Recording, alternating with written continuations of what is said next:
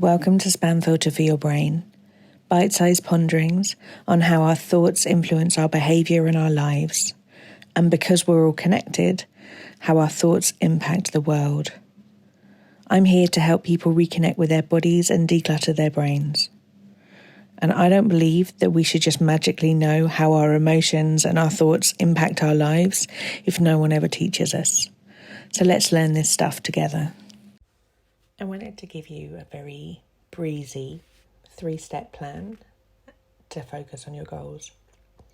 Now, this is for those of you who have something big or something little that you're working towards. We're kind of at the beginning edge of a new year, and lots of people might have some goals that they're working towards, and some people might just have some things that they would like to feel a little bit different about. Like maybe your goal could be to be kinder to yourself, or maybe your goal could be to wash the dish directly after you've eaten, or maybe your goal could be to try and read a chapter of a book a week. Like, make your goals your own. It doesn't have to be some big I need to go back to university or write a book grandeur ideal, although of course it can be.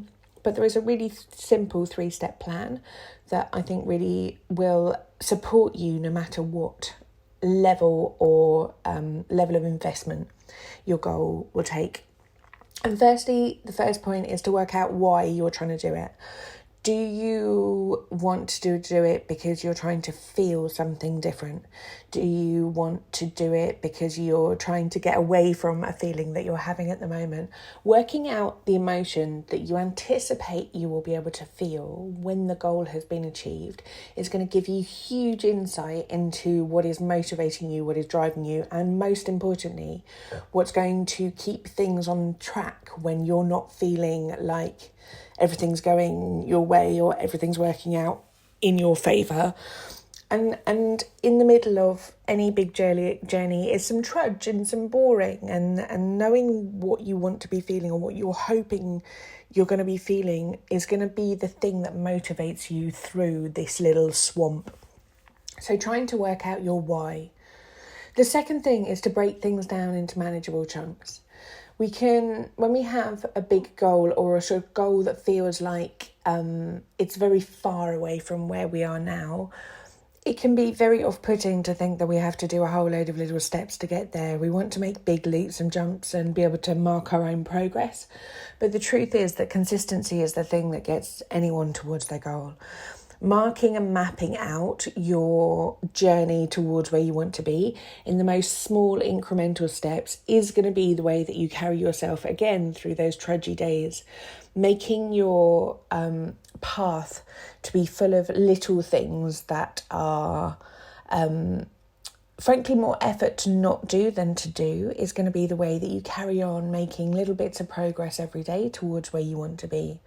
So breaking things down into those manageable chunks may feel like you're not making the kind of headway that you want to, but actually when you look back, you'll see that all of those little steps along the way have taken you far.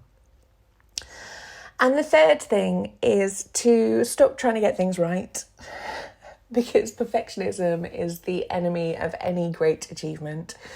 Most of us have ingrained within us that we don't really like being rubbish at things in our adulthood.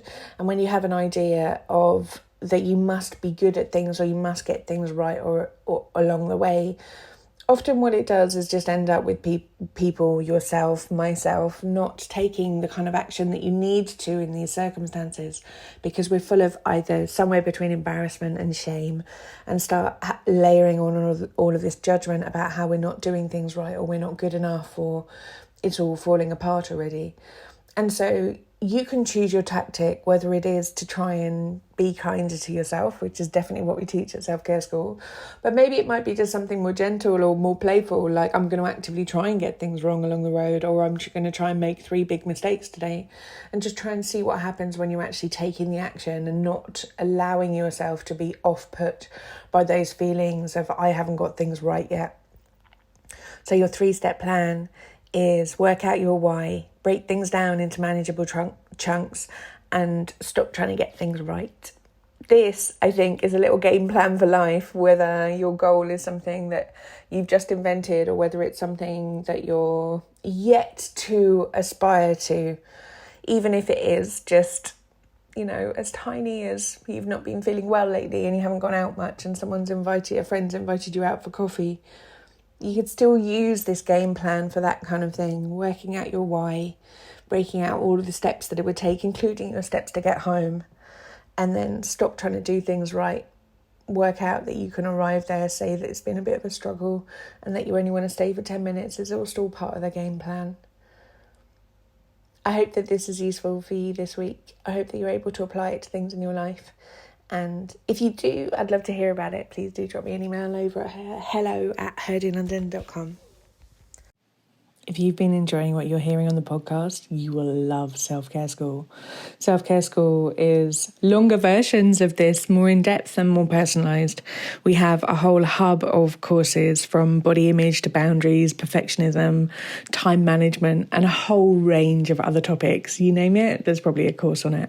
But most importantly, we also have a weekly group coaching call where you get to apply this stuff to your everyday life and get support to try and untangle your own story from some of the emotions that you might not be enjoying in your life. If you would like to learn how to apply this work to your specific situation and to be building a life of your dreams, I would love to see you inside. Do pop over to selfcareschool.co.uk.